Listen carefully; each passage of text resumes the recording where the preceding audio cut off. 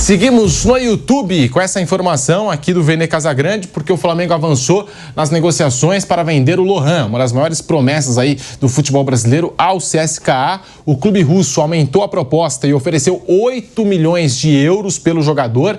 Na conversão, 50 milhões de reais por 80% dos direitos econômicos do meio atacante de apenas 18 anos de idade. O Flamengo é dono de 70% e conversa com o Madureira, que é dono de 30% sobre a divisão, porque o CSKA quer levar 80% desse negócio da fatia do jogador. O GE trouxe que o rubro-negro fez uma contraproposta, 10 milhões de euros por 80%, pouco mais aí de 62 milhões de reais pelo Lohan. No primeiro contato, o CSKA havia sinalizado o valor de 4 milhões de euros, mais 1 milhão em bônus, por 100% dos direitos econômicos dos jogadores. Chutaram lá para baixo, E aí a negociação foi se desenrolando, foi aumentando, as conversas foram evoluindo. Depois, incluiu o bônus no valor fixo, mas o Flamengo também recusou. E o Vene também trouxe aí essa informação que o staff do jogador, o Lohan, já aceitou essa oferta do CSKA. E o Flamengo tem o interesse aí de manter um percentual dessa venda, visando aí um lucro futuro com o jogador, com o Lohan, porque acredita que terá destaque, é jovem e poderá render mais aos cofres rubro-negros. Mas a gente estava aqui comentando, Mauro, exatamente sobre essa gestão, esse planejamento do Flamengo com os garotos que ficaram e estão disputando o campeonato estadual. E agora essa gestão do Flamengo passa também a imagem de que está colocando o Lohan para o mercado mesmo, que não tem mais solução, vende o Lohan porque não tem mais jeito, Mauro. O que acontece? Claramente o jogador não é uma das prioridades do Felipe Luiz, isso aí é uma evidência, Ele não precisa nem falar. Se fosse, ele levaria com ele para os Estados Unidos, não ficaria no Campeonato Carioca. Porque o Carlinhos também não é um jogador que vai ficar, vai ser negociado, e o Pablo só está lá porque tem contrato. Porque também não faz parte dos planos, senão seria levado para os Estados Unidos. Ele levou garotos da base, não levou o Pablo, quer dizer, o Pablo não é a prioridade. É claro, se o cara jogasse bem agora no Campeonato Carioca, ele poderia mudar esse cenário, mas inicialmente esses jogadores não fizeram um plano, tanto que entraram em férias antes, e o Lohan inclusive. Eu entendo que o Lohan tem ainda muitas coisas a corrigir, baixa intensidade. O que se comenta que nos treinos também nem sempre ele tem a mesma aplicação esperada, mas ele tem 18 anos, gente. E é um jogador forte, tecnicamente muito bom, é um jogador que tem muito para evoluir. Eu acho até que a posição dele não está muito clara. Ele vai ser meia, o meia pela direita, vai ser um centroavante de movimentação. Qual vai ser a função dele? Isso é importante frisar, porque às vezes o jogador leva um tempo até atingir a maturidade e definir qual é a sua posição. Por exemplo, o Bebeto era um meia quando o Vitória contratou o Flamengo, ainda com idade de júnior, de juvenil, e chegou como um 10, ele era um 10. Depois ele virou um atacante de lado, depois ele virou um centroavante. Ele foi centroavante, o time campeão de 87, o Renato era o ponto direito, o Zica era o meia, o Zinho jogava na ponta esquerda, que era um ponta mais que compunha no meio campo. Ele era o centroavante, era o 9, ele vestia a camisa 9. Ele faz o gol do título, gol de centroavante. Cansou de fazer gol de cabeça, enfim. Então, mais adiante ele vira o quê? Um atacante em dupla com o Romário. Os dois formam uma dupla de ataque na Copa do Mundo. Romário e Bebeto. Eram dois centroavantes ali. Dois centroavantes com características um pouco diferentes um do outro, mas dois centroavantes no time do Parreira. Então, assim, isso é histórico. Os jogadores, às vezes, levam tempo até encontrar o seu posicionamento e a maturidade. É um garoto que é da Cidade de Deus, é um garoto que teve uma infância difícil, tem uma família que, evidentemente, espera muito dele, que ele possa melhorar, e já está melhorando, claro, a condição dos seus familiares. Vai ganhar mais lá no futebol russo. Então, para ele, é interessante sair. O garoto vai pensar o quê? Não, vou sair, vou ficar aqui, não vou jogar. Então, acho que o Flamengo está correndo um risco. Claro, se ele amanhã não virar nada, foi uma boa venda. Mas é um valor muito pequeno para um jogador que tem uma multa de 100 milhões para o exterior, que vai ser vendido por 10%, 80%. Então, eu sinceramente acho que é um jogador para insistir, esperar, trabalhar, ter paciência, cobrar muito dele, claro, e não para vender assim correndo. A não ser que o clube estivesse matando o cachorro a grito, desesperado, precisando de dinheiro. Tudo bem que houve muitos gastos no ano passado, mas não me parece que a situação é tão desesperadora assim. Se fosse, não teria contratado agora um atacante de 5 milhões de euros, não estaria tentando trazer o Danilo, que vai custar uma grana, ou fazendo proposta pelo Jorginho. Iria trabalhar com jogadores que estão lá, não ia fazer contratações assim. Então a situação não é tão difícil a ponto de ter que vender um jogador promissor como se fosse um jogador qualquer da base. Não é um jogador qualquer da base. O que ele vai virar, a gente não sabe. E não existe essa coisa, o cara vai estourar com 19, com 20, 21, 22, nunca se sabe. Mas acho que é muito cedo, né? É cedo demais para descartar o jogador vendendo por uma proposta como essa. Para ele, eu acho que acaba sendo interessante ele sair, como acontece agora com o Luiz Henrique também, que foi para a Rússia, certamente vai ganhar muito bem e tal, tem uma série de questões que envolvem também, vão para lá. O jogador vai. Claudinho está lá um tempão, o Wendel está voltando agora, e o Arthur foi para lá também, agora está voltando para o futebol brasileiro. Então, acho que é uma saída muito precoce e é um risco muito grande, porque se ele se desenvolver e virar um grande jogador, vai ficar a marca do jogador vendido a um preço módico, porque 10 milhões de euros hoje no mercado não é um valor tão alto assim, para um cara que tem só 18 anos, que teve bons momentos ano passado, depois caiu muito, e acho que muito por culpa dele, sem dúvida alguma. Mas quando você tem um jogador de 18 anos, você não pode esperar que com 18 anos ele tenha maturidade para sozinho resolver os seus próprios problemas. O clube tem que dar apoio e cobrar e corrigir, colocar na rota certa. E me parece que o próprio técnico não teve interesse, porque não levou ele para os Estados Unidos. Quando não leva para lá e deixa aqui, é porque não está nos planos. Para mim isso é muito claro. Nem vai falar isso. Não vai dizer isso, óbvio que não vai dizer, né? Mas a gente não pode viver só de declaração oficial. A gente está observando o que está acontecendo. É o mesmo caso do Carlinhos, o caso do Pablo, o caso do Thiaguinho, que vive sendo emprestado e ainda tem contrato, que são jogadores que não estão nos planos, evidentemente. Então, eu acho que... Não estou dizendo que é um erro porque não tem bola de cristal. Pode ser mostrar um acerto, se ele fracassar na carreira. Mas, se ele virar um bom jogador e se valorizar amanhã, vai ser lembrado. Venderam por 10 milhões. E amanhã, de repente, o time russo está vendendo para o time europeu aí, daqui a 1, 2, 3 anos, por um valor 3, 4, 5 vezes maior, né? E o Flamengo nem aproveitou direito o rapaz. Eu acho um risco muito grande e não entendo por que essa vontade louca de vender o jogador. Essa vontade louca de vender o jogador. Eu, sinceramente, não consigo entender o porquê disso. As informações que eu tenho, que eu procurei saber até se tinha algum problema de comportamento, nenhum. Porque as pessoas falam, não tem de comportamento. Quer ver o jogador começa, se envolver noitada, farra, bebida, não sei o que e tal, e fala, pô, esse garoto não vai dar certo, né? Nenhum. Informação que eu tive que não tem nenhum problema desse tipo. Pode ter o quê? Sentirem que ele precisa se entregar mais nos treinos, ter mais, ele falta intensidade no jogo. Eu vi um jogo no Maracanã ano passado, Flamengo e Atlético Mineiro.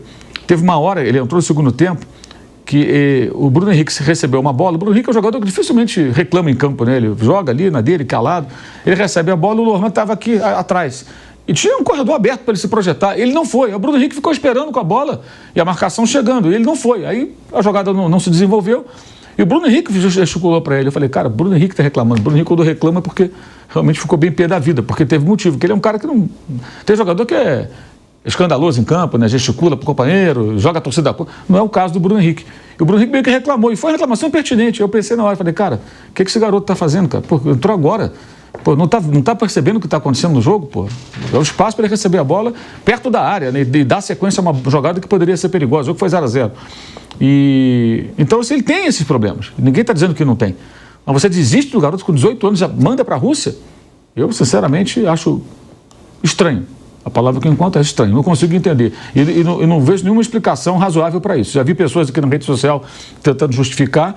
E acho que, se guiar por esses carniceiros da rede social, essa ala de todas as torcidas têm, são os carniceiros da rede social. O jogador jogou mal, um jogo, dois, manda embora, é bagre. Até um colega aqui relembrou aqui uma matéria de alguns anos, uns 3 anos atrás, 2, 3 anos atrás, quando um clube, acho que foi o Al-Ain, ofereceu 6 milhões pelo João Gomes. E até ele colocou, poxa, eu na época achei que era um bom negócio, o João Gomes estava lá meio que encostado, né? Saiu por quase 20 depois, e foi parar até na seleção brasileira do Dorival. Por quê? Na final da Libertadores lá em Montevidéu, Palmeiras e Flamengo, o João Gomes estava, sabe onde? Na torcida. Ele não jogava. Olha. No ano seguinte ele foi campeão titular. Ele já estava no elenco, mas ele não foi nem relacionado. Ele era torcedor de arquibancada e tudo, ele foi para a torcida, estava na arquibancada e vendo o jogo. Torcer pelo Flamengo. Ele foi torcedor. No ano seguinte ele foi campeão jogando. Lá em Guayaquil. Uma bela temporada. Pois é, e foi vendido por quase 20 milhões. Ele e o Danilo do Palmeiras vendido quase ao mesmo tempo, valores muito próximos, né? Para times da Inglaterra. E está jogando lá agora com o professor Vitor Pereira, titular lá no time do Wolverhampton. Ele e o André. Ele e o André, o Matheus Pereira, né? São os que jogam ali. Os dois volantes. Matheus Cunha. Matheus Pereira do Cruzeiro. Os dois volantes da dupla Fla-Flu, né? O André e o João Gomes. Então tem isso, né? Acho que é esperar um pouco mais, entender um pouu mais. Eu acho muito cedo e eu acho que o Flamengo está correndo nenhum risco de no futuro se arrepender. Só lembrar que... E tomara que se arrependa, né? Porque eu torço para o garoto, evidentemente, brilhar, independentemente de qual seja o seu clube futuro. Só lembrar que a gente está de volta aqui à Rádio Jovem Pan e falando ainda do assunto Flamengo, né? Mercado da bola, Lohan, que está a caminho do futebol russo. E o Mauro até falou, tomara que mais para frente o garoto vingue no futebol. E aí fica aquela coisa, poxa vida, o Flamengo teve a chance de, não vou dizer recuperar o futebol, mas de participar ali do processo de formação dele. E eu acho super normal. Porque o Estevão é um cara, acho, completamente diferenciado. O Hendrick Estevão não é parâmetro. Então, não pode ser. Ele não é parâmetro para ninguém. É muito diferente dos outros. Se quiser que todo mundo seja Estevão, ninguém vai prestar. Eu vi uma entrevista do Deco falando do começo do Messi no Barcelona, né? Que ele, o Ronaldinho, vindo o Messi crescer lá no Barcelona, primeiro no Barcelona B, depois no time principal. E aí ele falou, o que me impressionou no Messi é que ele chegou, e o Messi também é um cara assim, se o Estevão é diferente, o Messi, então, é outro nível, né? É extraterrestre. Falou, o que me impressionou no Messi é que ele chegava no time principal e já sabia o que tinha que fazer em campo, como se posicionar dentro de campo, esperava a bola no pé. E ele falou, e quando eu surgi no Corinthians, palavras do Deco, eu não sabia nem pra onde correr, eu ficava perdido dentro de campo. O Deco, cara. Você vê, então não são todos os jogadores que vão chegar e fazer essa transição da base pro profissional e vão chegar arrebentando no profissional. Tem tempo, tem maturação, né? Tem adaptação. Formação de atletas, né? Isso se chama formação de atletas. Não dá pra você pegar o cara aqui, já jogar no profissional, arrebenta, agora é contigo. E o Flamengo tá prestes a vender o Lohan pro CSKA. E aí também fica essa pergunta, eu concordo com o Mauro, né? No sentido de jogar mais, eu acho que é uma boa venda, eu acho que pode ser uma boa pra ele. Mas o futebol russo... O Luiz Henrique tá indo pra lá agora e a gente também vai comentar, mas assim, o jogador fica meio escondidão lá, né? E se for pra sair de lá, eu não sei o desenrolar das coisas, mas no momento pra sair do futebol russo, só se tiver proposta aqui da América, né? De algum clube brasileiro, porque quase ninguém mais faz negócio com a Rússia, com o futebol russo. Os europeus não fazem. Então, os europeus não fazem. Então, assim, no cenário atual, o Lohan, pra sair de lá, um clube brasileiro teria que contratá-lo. Né? Então, não sei se é muito interessante para o jogador, nesse sentido, né? Pensando numa futura venda. Eu acho que o caminho dele se esse negócio se concretizar, é acabar voltando para o Brasil daqui a pouco, daqui a 1 ano, 2, sei lá. Porque é o que tem acontecido com vários desses jogadores, né? Eles batem lá na Rússia e voltam muito rapidamente. O Arthur é um exemplo, faz pouquíssimo tempo, ele foi ano passado para a Rússia, já está voltando agora. O William José ficou pouquíssimo tempo também lá no Spartak, foi para o Bahia. Então, a tendência é que isso acabe acontecendo, né? Com o Luiz Henrique, a gente vai falar mais adiante sobre a questão dele especificamente, eu acho que é um pouco parecido também. Hoje a Rússia, por conta da questão da guerra com a Ucrânia e tudo mais, é um país que está completamente fechado para o restante do mundo, ou da primeira prateleira do futebol. Então, os europeus não olham mais para os clubes russos para buscar ali um ou outro jogador, fazer uma ou outra contratação. Se você pegar, por exemplo, o Malcom, ele estava lá no Zenit, fez boas temporadas, ele foi jogar na Arábia Saudita, foi jogar na primeira prateleira do futebol europeu. E é um dos melhores jogadores do Al Hilal, ele tem feito temporadas muito consistentes. Na temporada passada ele foi muito bem, nessa tem mantido uma batida boa de jogos. Então a tendência é que esses jogadores que vão para lá acabem voltando. O Wendel é um exemplo, o Arthur é um exemplo. Mais adiante eu acho que o Lohan e o Luiz Henrique vão acabar sendo outros exemplos disso também. Piperno, o que você pensa aí dessa saída do Lohan do Flamengo, uma das maiores promessas, né, da geração dele, um jogador muito falado, muito discutido, que se esperava, né, um futebol acima da média ou um jogador que fosse encantar no profissional, não foi o caso ainda, e o Flamengo já está vendendo o jogador lá para o futebol russo, Piperno. Tudo muito prematuro, né? Se fosse, por exemplo, o Fluminense... Tem 18 anos, né? A gente está falando de um jogador de 18 anos de idade. Então o Fluminense, por exemplo, nesses últimos anos, ele fez uma série de vendas de garotos, ainda muito jovens, porque precisa de dinheiro para ontem, né? Você oferecer 8, 10 milhões de euros para um jogador jovem do Corinthians, é possível que o Corinthians estenda um tapete vermelho para levar o garoto até o aeroporto. Aconteceu com o Murilo, né? Aconteceu com o Murilo. Foi por 12. Muito hoje rápido. É um dos melhores zagueiros da Premier League. Exatamente. Inclusive renovou seu vínculo com o Nottingham Forest até 2029. Olha o nível do jogador, né? Agora, não é o caso do Flamengo. Você pode justificar uma venda precoce como essa se acontecer, por exemplo, o que houve no Palmeiras lá com o Verón. O Verón surgiu, era um garoto talentoso, mas muita gente no Palmeiras torcia o nariz para questões, extracampo e tal. O Verón acabou sendo negociado com o Porto e voltou rápido aqui para o futebol brasileiro. Esse menino, ele é ainda mais novo, teve menos oportunidades e eu acho, tenho convicção que daria para trabalhar melhor com ele, nem que fosse para emprestar para um outro clube daqui. O que vai acontecer daqui a pouco? Tem duas possibilidades, né? A Rússia encerra a guerra e, provavelmente, quando isso acontecer, o mercado do futebol da Rússia vai se reabrir na Europa.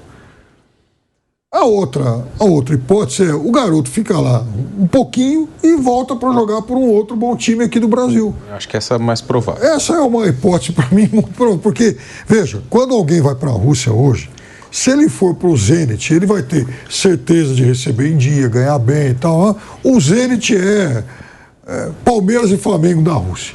Até mais rico, porque, enfim, um clube patrocinado por uma mega empresa, aí, a maior do mundo no setor de gás. Então, os outros todos, nos últimos anos, têm vivido com muitas dificuldades, inclusive clubes tradicionais, como o próprio CSKA, como o Spartak Moscou, como o Lokomotiv. São todos times muito tradicionais que se acostumaram a jogar competições europeias, mas que nos últimos anos, até porque a gente está falando do mercado da Rússia, ninguém está falando de um Eldorado da bola.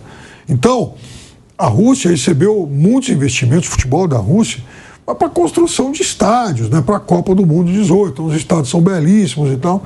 Mas os clubes, eles vêm se abastecer aonde? Geralmente aqui na América do Sul, onde encontravam jogadores por preços mais, convidativos. O Zenit, por exemplo, eu brinco, tem 9,5, porque ele tem 9 brasileiros e mais o Mário Fernandes, que se naturalizou russo. Que era do CSKA. Os outros todos também têm vários jogadores brasileiros, mas assim, jogadores, né, de menor prestígio. Então, tomara que ele consiga voltar rápido para cá, né?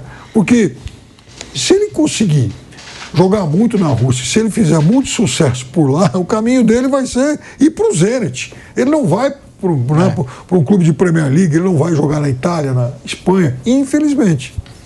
E a gente tem aqui no Bate-Pronto da Jovem Pan, algo que me deixa com ponto de interrogação nessa história do Lohan, é que o Felipe Luiz trabalhou com esse jogador na base e eu acho que, pelo menos do meu lado, existia essa expectativa, né? Trabalhou com o cara na base, tem um conhecimento ali mais próximo, acho que no profissional vai aproveitar também, ou vai trabalhar melhor esse jogador no profissional.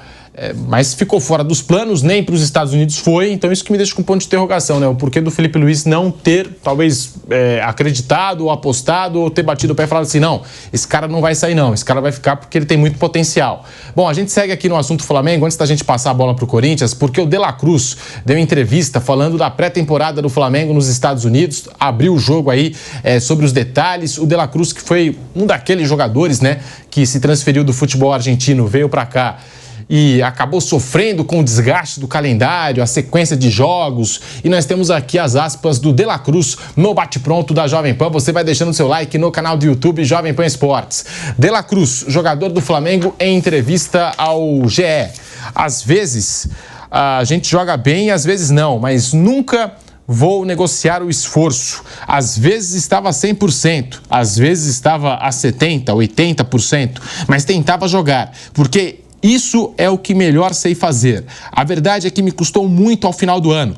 Creio que depois da Copa América, que para mim foi um desgaste mental importante, aí meu nível começou a baixar consideravelmente. Eu sou o primeiro responsável e o primeiro que faz autocrítica disso. Depois, ao final do ano, quando chega o Felipe, que começamos a falar e a entender um pouco do que ele esperava de mim, obviamente que ali tudo voltou a se reconstruir.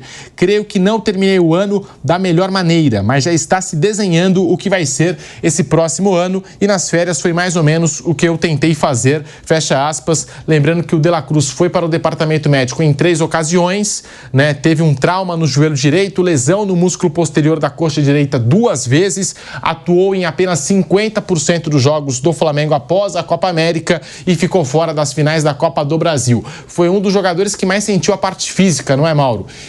O Arrascaeta também o Flamengo está preparando para essa temporada. Se fala aí nos bastidores que nem entrou contra o São Paulo e não deve entrar daqui para frente, porque o Flamengo está preparando o Arrascaeta para a decisão da Supercopa. E o De La Cruz, visivelmente, foi esse jogador que sentiu, né, a mudança de liga, né, Argentina para a Liga Brasileira, Mauro.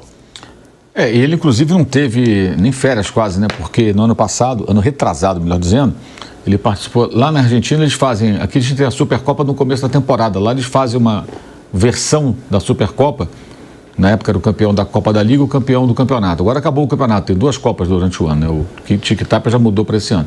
Mas era o campeonato, a Copa da Liga. Aí eles fazem um jogo valendo uma taça dos campeões, chamam algo do gênero, que é equivalente à Supercopa que a gente vai ter agora dia 2. Então ele jogou essa partida pelo River Plate, foi campeão, ganhou um troféu, foi seu último jogo e tal, foi muito festejado, e isso foi já ali perto do Natal, por ali, quer dizer, ele, semanas depois já estava começando a jogar pelo Flamengo, então ele não teve nem férias. E aí houve um momento da temporada, isso aí até as próprias pessoas dentro do departamento de futebol do clube admitiam isso, internamente, que erraram porque forçaram muito com o jogador em momentos em que ele precisava de um descanso, de uma pausa, né? E botaram para jogar porque tinha que ter resultado, envolvido em competições e tal. Acabou que o jogador caiu de rendimento, teve problemas físicos. Agora começando a temporada direitinho, tudo trabalhando. Teve também a seleção do Uruguai, né? E o Bielsa esfola os caras, né? Quando vai jogar no time do Bielsa intensidade máxima e tal, ele cobra muito, não tem. E assim, seleção, aí não é o Bielsa, são todas as seleções. Não quer nem saber. Você pega o jogador até machucado, bota para jogar, tiver numa fase de controlar. O próprio Pedro estava voltando de lesão quando sofreu a contusão no joelho, gravíssima, né? Isso é no mundo inteiro. Então, acho que foi um ano que o Flamengo não soube utilizar bem o jogador, né? Agora, tem que saber trabalhar bem com ele e tudo, porque ele é um ótimo jogador, ele pode render muito, muito mais, acredito eu. Mas na segunda temporada, com um planejamento mais bem feito, é o que se espera, a tendência é que ele jogue mais. No domingo mesmo, ele deu o melhor passe do jogo, foi dele. Ele colocou o Wesley na cara do gol, o Wesley acabou parando na boa defesa do Jandrei.